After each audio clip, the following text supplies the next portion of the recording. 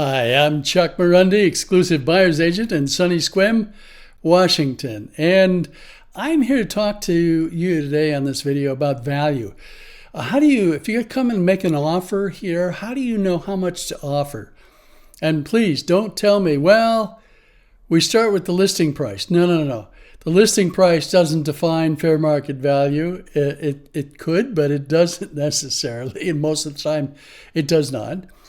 What the seller and listing agent have done has almost no relationship at all to how you ought to be looking at true fair market value and how much you should offer for a home.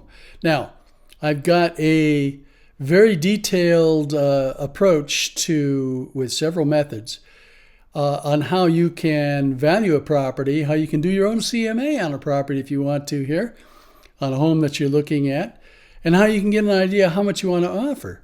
And I'm going to show you that page in a minute, but before I do, I want to just point a couple of general things out that I think are worthy of at least acknowledging and being aware of. This market, not only in the Sequim, Washington, but really across the United States, in terms of volume, actually peaked about 3 years ago. A lot of people are unaware of that. They're not realizing that the market peaked several years ago, and you say, well, but prices haven't been dropping. No, that's true, but in terms of volume sales, prices did peak.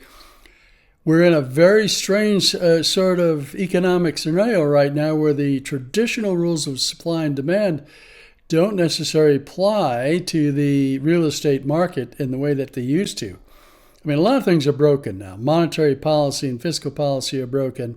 I could go on and on about that. But the point is, we're in a different kind of market now than we have been. And in fact, we're declining. We're in a declining market. One of my previous, very recent videos I did about, I raised the question, are we in a seller's market or a buyer's market now? Well, you can go back and watch that video if you want, but we are definitely not in a seller's market. This is a big flip. It is now a buyer's market, no question about it, and I proved that in that video, just very, very clearly. There's no question. So we all get this. We got high interest rates too. Younger people can't afford the mortgage payments with the 7% interest rates. Retirees, they don't want to pay. They don't want to pay that high mortgage rate anyway. So most of my buyers who are retirees coming to the Sequim area are paying in cash.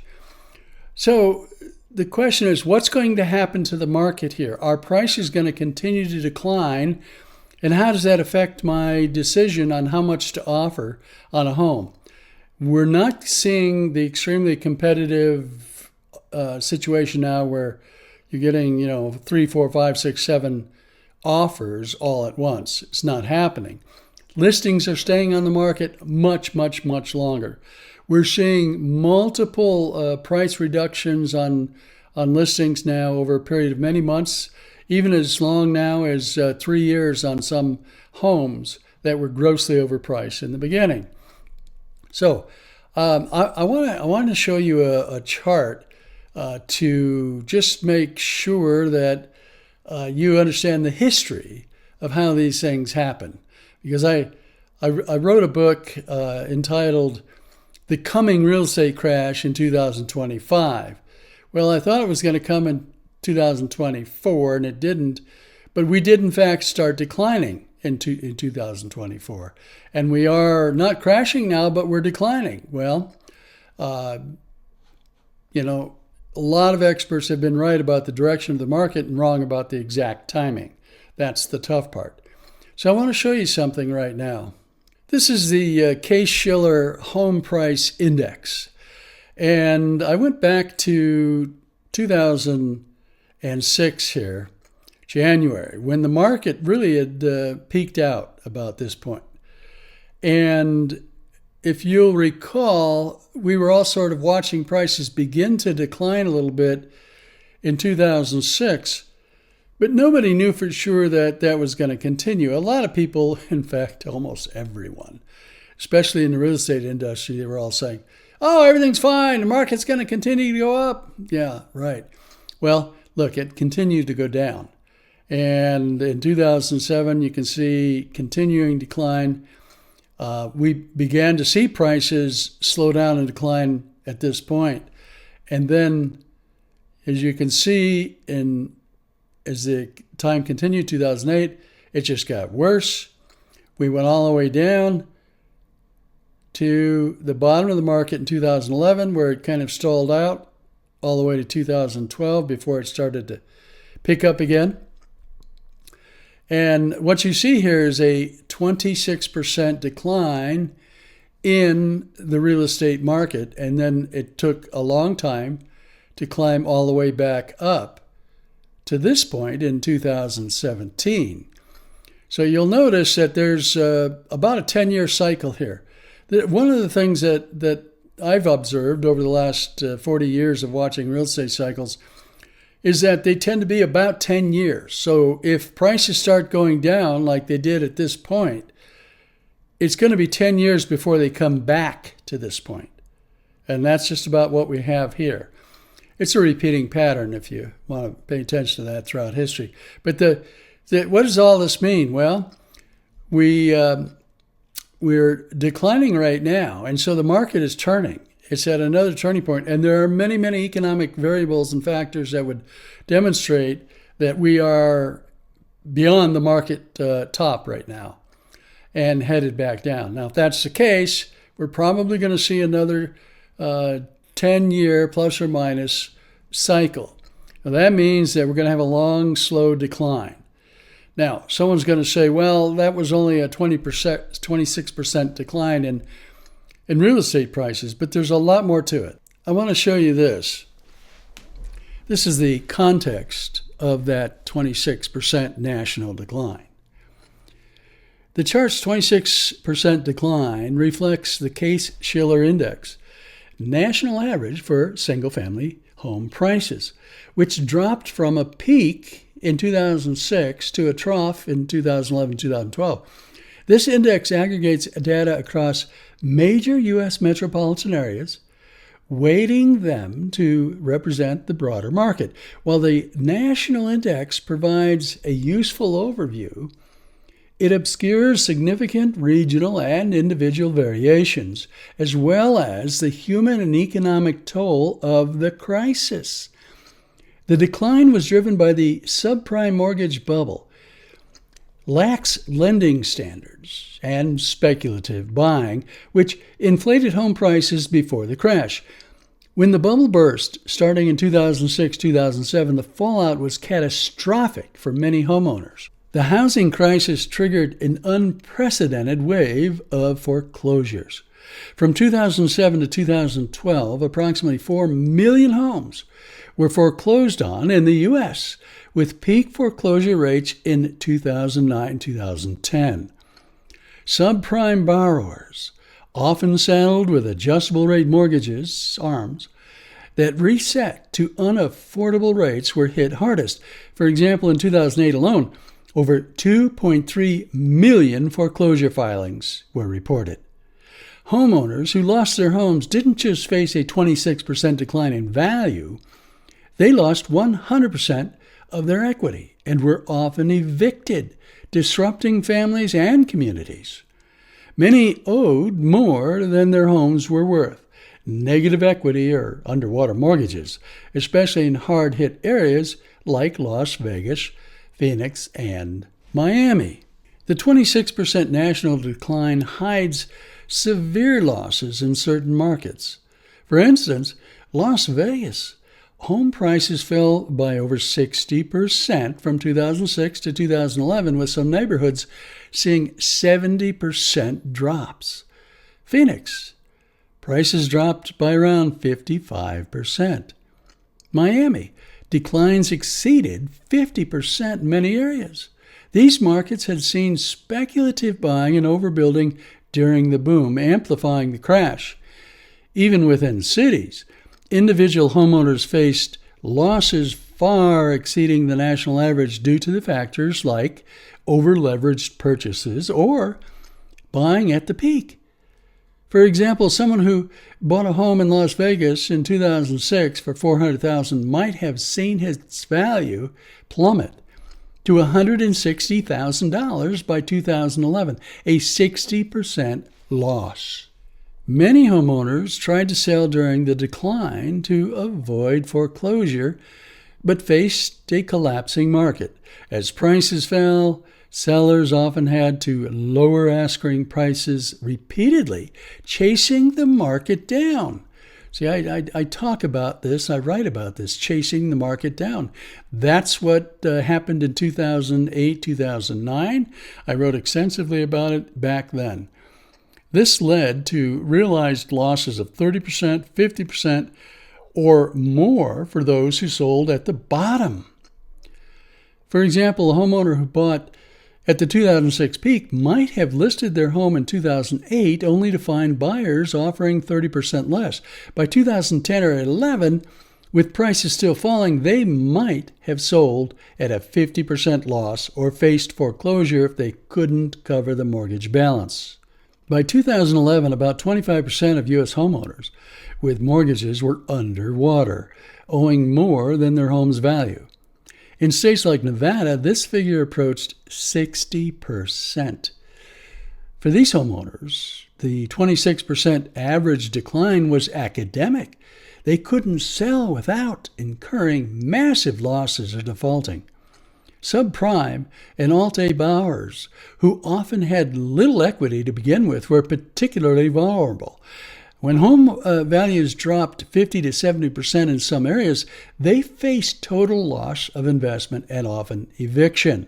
The chart's smooth 26% decline from 100 in 2006 to 74 in 2011 and 2012 represents an aggregated annualized view of the national market, but it doesn't capture the following realities. Localized extremes, where people lost as much as 50 and 70%, individual losses, which were hundreds of thousands, and the total equity in their homes, the impact of foreclosures, and the timing of the sales, which just devastated so many families. The Case-Shiller Index, while robust, is designed to measure repeat sales of similar homes, filtering out distressed sales like foreclosures to some extent. This method understates the chaos of the market, as foreclosures and short sales often involve the steepest price declines. Additionally, the index's national scope averages out the extremes, making the decline appear more orderly than the reality of collapsing local markets, panicked sellers, and widespread foreclosures. The reason I wanted to share this with you and this chart is to show you that unfortunately, people get caught up when the markets are increasing and they forget about the past. They forget about 10 years ago and what it was like. And they say, oh, everything's fine. And you'll get that from Realtors, for example. You'll get that from a lot of people that are buying and selling. And they say, oh, everything's just fine. Keep going. No, the market's slowed down a little bit. Okay, fine, maybe. My point to you is, when you are thinking about buying a home in a place like Sequim, Washington, if you're selling, for example, from Montana, Colorado, or someplace in California where the prices are still good, well, if you come here now and let's say you buy a house, but the price declines over the next few years by as much as 26%, if you sold your home in Colorado or California or Montana at top dollar or a really good price, well, okay, fine, it's all a wash. Many of my clients call that a wash. And you're okay because you're retired here and you're not planning on selling, so you're not worried about what your appreciation or equity is or loss is on paper. But my point is, when you come to buy intelligently. Know how much the home is worth. Know how to value a home that you're considering buying. Know how to make an offer. And now I want to show you a couple of techniques you can use to do that. If you come over to iRealtyVirtualBrokers.com or livinginsquim.com, there's a very interesting page you should go to under the Power menu and then come down to comparative market analysis right here. So let's go to that page, and I want to show you what that's all about. This page is going to help you decide how much a home is worth. Now, sellers could obviously use this too, but I represent buyers. So you want to know, if you're going to make an offer on a home, how much should you make an offer on? There are many methods to arrive at true fair market value, as I call it. And I list all of them here. And you can go down through here and study this whole page. And I show you a number of very solid ways to figure out how much a home is worth. And there's probably more here than you'd want to get into. I even show you how to use artificial intelligence to do some really very technical comparative market analyses. And you can use that, but you can also, I mean, obviously, if I'm your buyer's agent in Sequim, then I'm going to be using all of these methods to protect you and to help you decide on how much to offer on a listing. But let's go to the top. Right here at the top is something you're really going to like, because this is get an instant home valuation estimate right here. If you click on this, check this out. I'm using artificial intelligence to help you do what is actually quite a complicated CMA.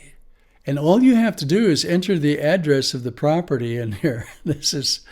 And all the AI does a lot of heavy lifting for you in the background. So if you just want a real quick estimate of the value. Now, somebody's going to say, well, it can't be very accurate. I am absolutely surprised at how accurate this is getting. Listen, AI has been getting better and better and smarter and more accurate, especially when it comes to mathematics and writing code. So you can play with this by looking at some couple. If you have a few houses you're really interested in, and you're wondering if they're really worth what they're asking, you can put the address in here and find out. You'll see a range of value and then a target value, proposed listing price, for example, or selling price. And so this is very, very interesting. But you can go back and use some of the other methods to examine the value of a house. And I'm sharing this with you because we are in a market decline. There is just like no question about that at all. We are in a market decline. And so you're coming here to look at homes. You're going to buy a beautiful home, probably for cash. And maybe it's $1 million, maybe it's $800,000. Maybe it's 1.4, whatever it is, whatever your price range is. Be aware that there are still some sellers and listing agents on the market who don't get it. Sir, there are homes that are overpriced right now by as much as several $100,000.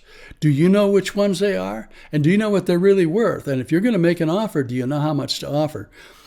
Well, I hope some of these tools that I'm sharing with you here will be helpful. But of course, you can always reach out to me. I am here, and you can text me. You can talk to me about particular properties, and we can come to have some really good discussions about the value of home and how much you want to offer, so that you can at least be competitive and have a chance of getting a home. But again, we're on the downside now. It's not nearly as competitive. It's a buyer's market, and so I'm glad to report that to you as an exclusive buyer's agent. Listen, I hope this has been helpful, and I look forward to seeing you in the next video.